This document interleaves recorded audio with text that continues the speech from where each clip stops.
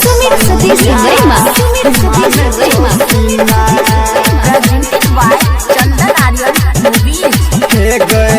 गेलही दोसरा काम भूला को हमारा नाम गे सच्चा मुझ बता बतिया जाने छी कि ना गेलही दोसरा काम गे भूला को हमारा नाम गे सच्चा मुझ बता बतिया जाने छी कि ना जितना तोरा माने तो रहियो हम गरनिया उतना तोरा दूल्हा माने चौकिना रानी गे जितना तोरा हम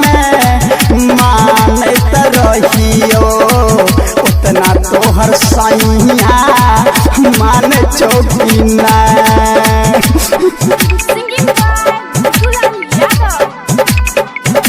डीजे सुमित सतीश रैमा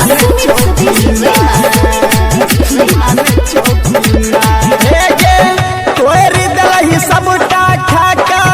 किरिया कसम गे दिल पर गलही देख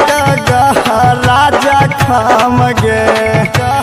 राजा खम गे तोरी दही दिल सबटा किरिया कसम गे दिल पर गलही देख राजा खम गे कोरा में बैठा के बाबू बाबू कह के प्यार तोरा से खूबे करे छो कि ना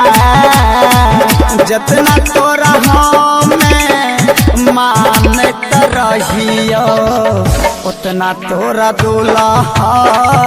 माने छो कि ना रानी गे जितना तोरा हमें माने तो रहियो उतना तोरा दूल्हा माने चौकीना माने चौकीना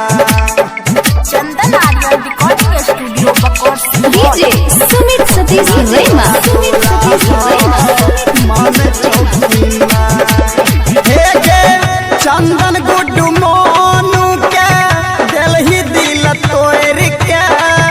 पागल भक बेचारा अखिया से गिरवै लोर के अखिया से भइल लोर हे गे चंदन गुड्डू मोनू के दलही दिल तोड़ के पागल भक बेचारा अखिया से गिरवै लोर के जाय किशोर भैया मुँह केस मिलान के ससुरा जाके याद तू करे छी कि ना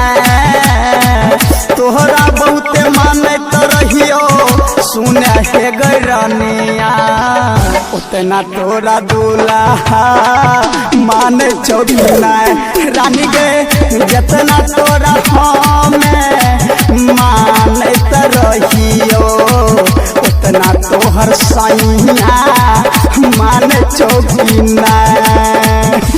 चंदन आर्यन रिकॉर्डिंग स्टूडियो बकोर्स।